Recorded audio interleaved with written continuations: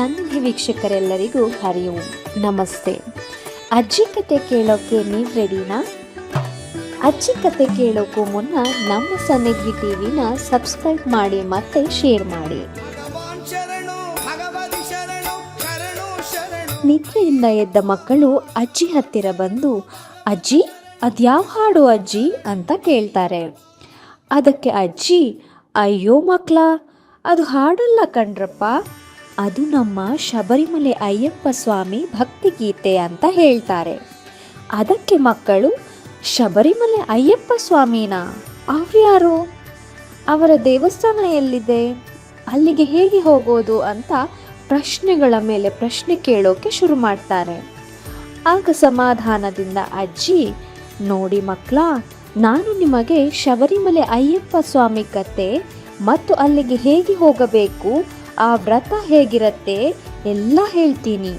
ನೀವು ಗಲಾಟೆ ಮಾಡದೆ ಕೇಳಬೇಕು, ಆಯ್ತಾ ಅಂತಾರೆ. ಅದಕ್ಕೆ ಮಕ್ಕಳೆಲ್ಲ ಆಯ್ತು ಅಜ್ಜಿ ಅಂತಾರೆ. ಪನ್ನಳಂ ಅಂತ ಒಂದು ರಾಜ್ಯ ಇರುತ್ತೆ. ಆ ರಾಜ್ಯಕ್ಕೆ ರಾಜಶೇಖರ ಅಂತ ಒಬ್ಬ ರಾಜ ಇರ್ತಾನೆ.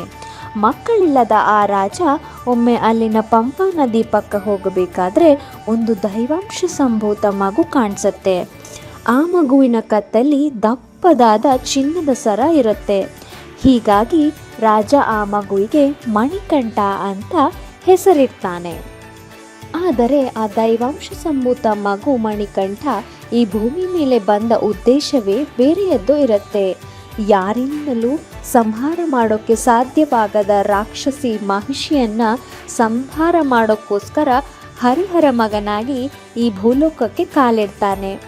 ಮಗು ಮಣಿಕಂಠ ಅರಮನೆಗೆ ಕಾಲಿಟ್ಟ ಮೇಲೆ ರಾಜಶೇಖರನಿಗೆ ಇನ್ನೊಂದು ಗಂಡು ಮಗು ಜನಿಸುತ್ತೆ. ಇನ್ನೊಂದು ಗಂಡು ಮಗು ಜನಿಸಿದ ಬಳಿಕ ರಾಣಿ ಮಣಿಕಂಠನನ್ನು ದ್ವೇಷಿಸೋಕೆ ಶುರು ಮಾಡ್ತಾಳೆ. ಮಣಿಕಂಠನನ್ನು ಹೇಗಾದರೂ ಮಾಡಿ ಅರಮನೆಯಿಂದ ಹೊರಗೆ ಹಾಕಬೇಕು ಅಂತ ಒಂದು ದಿನ ತಲೆನೋವಿನ ನಾಟಕ ಮಾಡ್ತಾಳೆ. ರಾಣಿಗೆ ಬಂದಿರೋ ಆ ತಲೆನೋವು ವಾಸಿಯಾಗಬೇಕು ಅಂದರೆ ಹೆಣ್ಣು ಹುಲಿಯ ಹಾಲು ಕುಡಿಸಬೇಕು ಅಂತ ವೈದ್ಯರು ಹೇಳ್ತಾರೆ. ತಾಯಿಗೆ ಬಂದಿರೋ ತಲೆನೋವು ಹೋಗಬೇಕು ಅಂತ ಹೆಣ್ಣು ಹುಲಿ ಹಾಲು ತರೋಕೆ ಮಣಿಕಂಠ ಕಾಡಿಗೆ ಹೋಗ್ತಾನೆ. ಕಾಡಿನಲ್ಲಿ ಮಹಿಷಿಗೂ ಮತ್ತು ಮಣಿಕಂಠನಿಗೂ ಘೋರ ಯುದ್ಧ ಆಗುತ್ತೆ.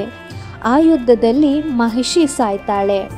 ಮಣಿಕಂಠ ಹುಲಿಯನ್ನೇ ತನ್ನ ವಾಹನ ಮಾಡಿಕೊಂಡು ಅದರ ಮೇಲೆ ಅರಮನೆಗೆ ಬರ್ತಾನೆ. ಆಗ ಅಲ್ಲಿನ ಜನರೆಲ್ಲ ಮಣಿಕಂಠ ಒಬ್ಬ ದೇವರು ಅಂತ ಪೂಜಿಸ್ತಾರೆ. ಕೊನೆಗೆ ಮಣಿಕಂಠ ತಾನು ಬಂದ ಕೆಲಸ ಮುಗಿದಿರೋ ಕಾರಣ ಮತ್ತೆ ತಾನು ದೇವಲೋಕಕ್ಕೆ ಹೋಗ್ತೀನಿ ಅಂತ ರಾಜಶೇಖರನಿಗೆ ಹೇಳ್ತಾನೆ. ಆದರೆ ಆಗ ರಾಜಶೇಖರ, ನಿನ್ನ ನೆನಪಿಗಾಗಿ ನಾನಿಲ್ಲಿ ಒಂದು ದೇವಸ್ಥಾನ ಕಟ್ಟಿಸ್ತೀನಿ, ಅದು ಎಲ್ಲಿ ಕಟ್ಟಿಸಬೇಕು ಅಂತ ನೀನೇ ಹೇಳು ಅಂತ ಹೇಳ್ತಾನೆ. ಆಗ ಮಣಿಕಂಠ ತನ್ನ ಬಿಲ್ಲಿನಿಂದ ಒಂದು ಬಾಣ ಬಿಡ್ತಾನೆ.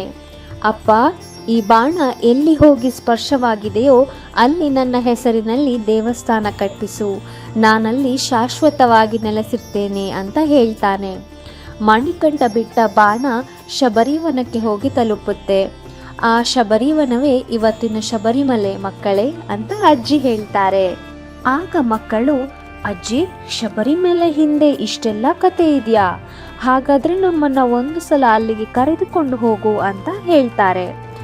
ಆಗ ಅಜ್ಜಿ, ಮಕ್ಕಳೇ, ಶಬರಿಮಲೆಗೆ ಹೋಗಬೇಕು ಅಂದ್ರೆ ನೀವು ಕಠಿಣವಾದ 41 ದಿನಗಳ ವ್ರತ ಪಾಲನೆ ಮಾಡಬೇಕು ಅಂತ ಹೇಳ್ತಾರೆ.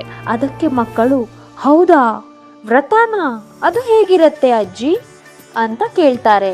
ಅದಕ್ಕೆ ಅಜ್ಜಿ, ನೋಡಿ ಮಕ್ಕಳ, ಶಬರಿಮಲೆ ತೀರ್ಥಯಾತ್ರೆಯು 41 ದಿನಗಳ ಮಂಡಲ ವ್ರತವನ್ನು ಒಳಗೊಂಡಿರುತ್ತೆ. ಈ ವ್ರತದ ಸಂದರ್ಭದಲ್ಲಿ ಬೆಳಗ್ಗೆ ಬೇಗ ಎದ್ದು ತಣ್ಣೀರಿನಲ್ಲಿ ಸ್ನಾನ ಮಾಡಬೇಕು, ಶುದ್ಧವಾದ ಸಾತ್ವಿಕ ಆಹಾರ ಸೇವಿಸಬೇಕು, ಸದಾ ಕಪ್ಪು ಬಟ್ಟೆಗಳನ್ನು ಧರಿಸಬೇಕು, ಭಗವಾನ್ ಅಯ್ಯಪ್ಪನ ಚಿತ್ರವಿರುವ ರುದ್ರಾಕ್ಷಿ ಅಥವಾ ತುಳಸಿ ಮಾಲೆಯನ್ನು ಧರಿಸಬೇಕು.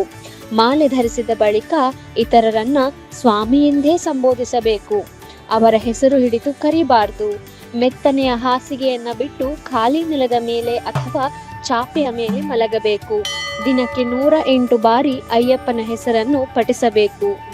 ದಿನಕ್ಕೆ 2 ಬಾರಿ ಅಯ್ಯಪ್ಪನಿಗೆ ಪೂಜೆ ಮಾಡಬೇಕು. ಇದೆಲ್ಲ ಆದ ಮೇಲೆ ಶಬರಿಮಲೆಗೆ ಹೊರಡುವಾಗ ಇರುಮುಡಿ ಕಟ್ಟಿ ಅದನ್ನ ತಲೆ ಮೇಲೆ ಇಟ್ಟುಕೊಂಡು ಶಬರಿಮಲೆಗೆ ಅಯ್ಯಪ್ಪ ಸ್ವಾಮಿಯ ನಾಮಸ್ಮರಣೆ ಮಾಡ್ತಾ ಬೆಟ್ಟ ಹತ್ತಬೇಕು. ನಂತರ 18 ಮೆಟ್ಟಿಲುಗಳನ್ನ ಹತ್ತಿ ಅಯ್ಯಪ್ಪ ಸ್ವಾಮಿಯ ದರ್ಶನ ಮಾಡಿ ಆ ನಂತರ ವ್ರತವನ್ನು ಒಂದು ಪುಣ್ಯಕ್ಷೇತ್ರದಲ್ಲಿ ಕೈ ಬಿಡಬೇಕು ಅಂತ ಅಜ್ಜಿ ಹೇಳ್ತಾರೆ. ಆಗ ಮಕ್ಕಳು, ಹೌದಾ ಅಜ್ಜಿ, ಹಾಗಿದ್ರೆ ನಾವು ಶಬರಿಮಲೆ ವ್ರತ ಕೈಗೊಳ್ತೀವಿ, ನಮ್ಮನ್ನು ಕರೆದುಕೊಂಡು ಹೋಗು ಅಂತ ಹೇಳ್ತಾರೆ. ಆಗ ಅಜ್ಜಿ, ಆಯ್ತು ಮಕ್ಕಳೇ, ನೀವು ಸ್ವಲ್ಪ ದೊಡ್ಡವರಾಗಿ ಆಗ ಹೋಗೋಣ ಅಂತ ಹೇಳ್ತಾರೆ. ಅಜ್ಜಿಯ ಈ ವಾರದ ಕಥೆಯ ಬಗ್ಗೆ ನಿಮ್ಮ ಅಭಿಪ್ರಾಯಗಳನ್ನ ನಮಗೆ ಕಮೆಂಟ್ ಮೂಲಕ ತಿಳಿಸಿ. ನಮ್ಮ ಸನ್ನಿಧಿ ವಾಹಿನಿಯನ್ನು ಲೈಕ್ ಮಾಡಿ, ಸಬ್ಸ್ಕ್ರೈಬ್ ಮಾಡಿ, ಶೇರ್ ಮಾಡಿ.